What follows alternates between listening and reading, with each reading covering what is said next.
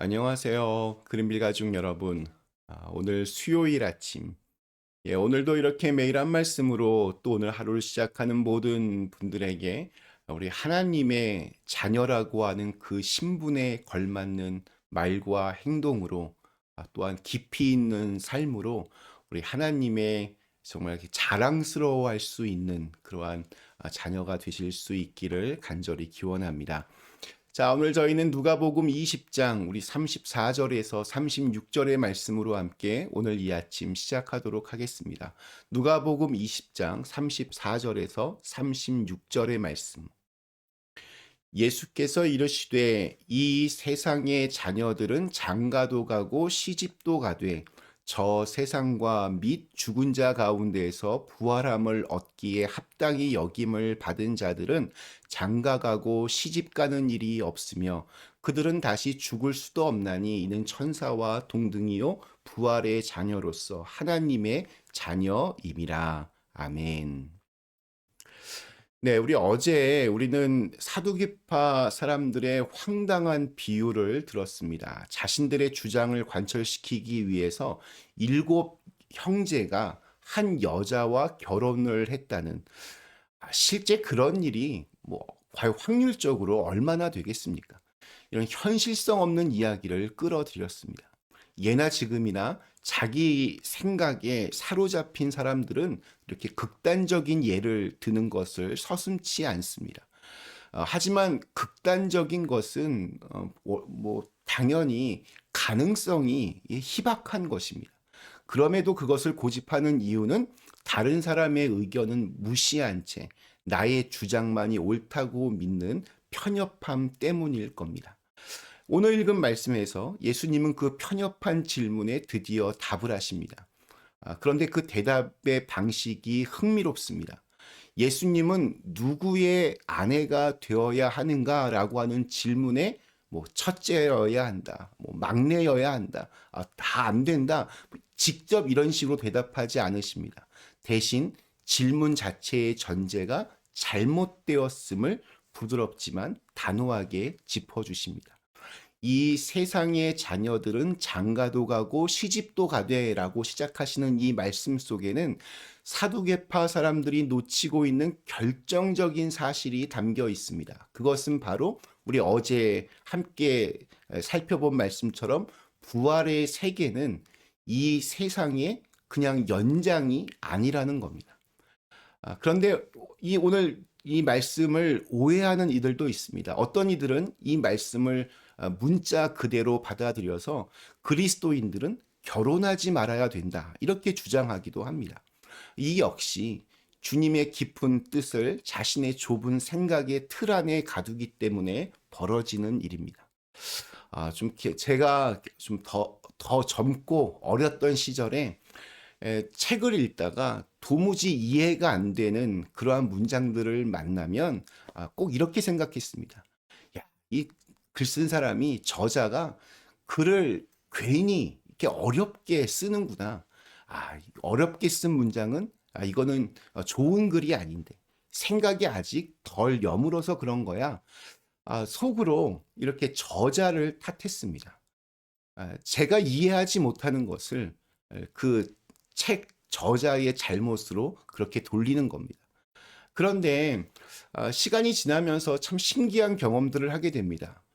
우연히 세월이 좀 많이 지난 뒤에 그 책을 다시 읽다 보면 예전에는 그렇게 이해가 되지 않았던 그 문장이 너무나도 선명하게 이해가 되고 마음에 큰 울림을 주는 것입니다. 그때 깨달았습니다. 이해되지 않는 것은 그것이 틀려서가 아니라 그것을 받아들일 내가 아직 준비되지 않았기 때문이구나. 오늘 우리 말씀 속에서 장가나 시집을 안 간다, 천사와 같다, 다시 죽는 일도 없다, 이런 말씀도 그렇습니다. 사실 굉장히 이해하기 힘든 그러한 말들입니다. 이 말씀들은 단순히 결혼 제도나 생물학적인 죽음이나 혹은 우리가 상상하는 날개 달린 천사에 대한 이야기가 아닙니다. 이 말씀의 핵심은 부활의 자녀로 살아가는 사람은 이 땅에서의 신분 자체가 다른 존재라고 하는 그러한 선언입니다. 우리 소설이자 또 영화로도 아주 유명한 레미제라블의 주인공 장발장을 기억합니다. 그는 빵 한 조각을 훔친 죄로 무려 19년을 감옥에서 보낸 후에 출소합니다. 세상은 그를 여전히 죄수 번호 24601로 그렇게 불렀고, 그 역시 오랫동안 스스로를 그 번호로 자기의 존재를 여기며 그렇게 살았습니다. 그런데 미리엘 주교의 뜻밖의 용서와 환대와 사랑이 그의 삶을 완전히 바꾸었습니다. 장발장은 그 순간부터 더 이상 죄수의 신분이 아니었습니다. 새로운 이름으로, 새로운 신분으로 전혀 다른 삶을 살아가게 됩니다. 이전과 장발장 그 자체는 겉모습은 비슷해 보였지만 그의 삶의 방식과 태도와 선택과 가치는 완전히 달라졌습니다. 신분이 바뀌었기 때문입니다. 신분이 바뀌면 삶의 방식이 바뀝니다. 예수님이 오늘 우리에게 하시는 말씀이 바로 그것입니다. 부활의 자녀, 하나님의 자녀라고 하는 신분은 단순한 어떤 종교적인 칭호가 아닙니다. 그것은 우리가 이 세상을 살아가는 방식 전체를 바꾸는 근본적인 그러한 정체성입니다. 우선 한번 결혼 제도를 생각해 봅니다. 예수님의 말씀은 결혼을 부정하는 것이 아닙니다. 오히려 결혼의 의미를 더 높은 자리로 끌어올리는 겁니다. 하나님의 자녀로서의 결혼은 더 이상 신분 상승이나 개인의 만족을 위한 그러한 계약이 될 수 없습니다. 서로를 섬기고 내어주고 함께 하나님의 나라를 세워가는 거룩한 동역이 되어야 합니다.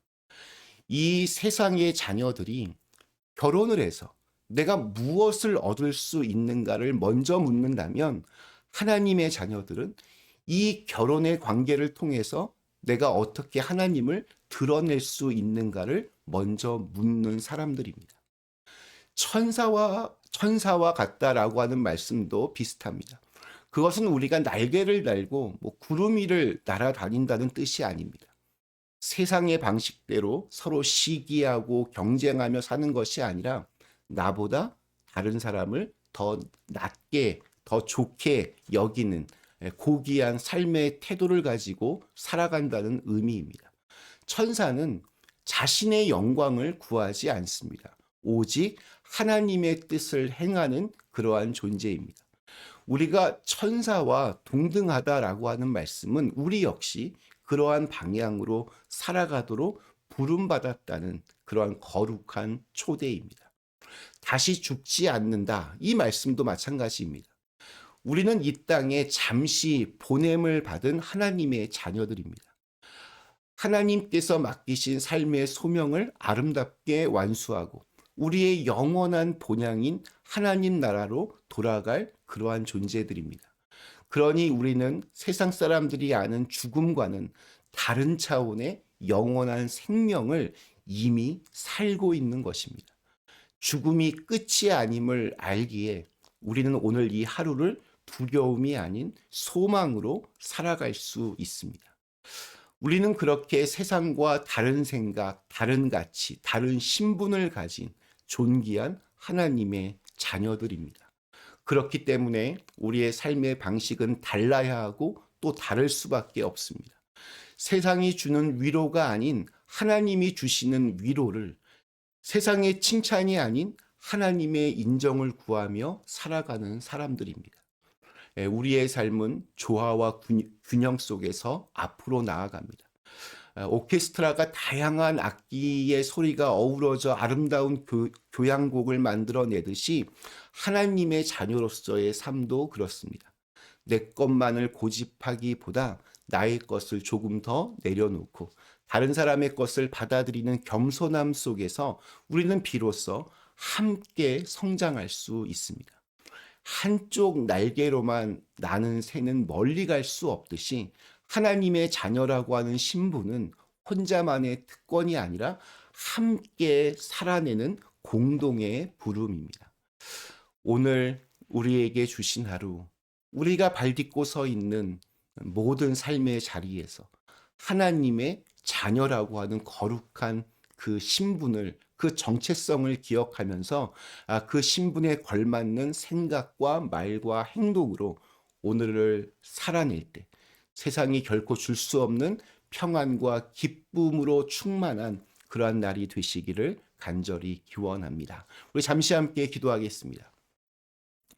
좋으신 하나님, 하나님의 자녀로서 거기에 걸맞는 생각을 할 수 있도록 인도하시고 또 거기에 걸맞는 말과 행동으로 다른 사람들이 보기에도 우리가 하나님의 자녀라고 하는 것을 그렇게 드러낼 수 있는 오늘 하루가 되게 하여 주시옵소서. 예수님의 이름으로 간절히 기도드리옵나이다. 아멘.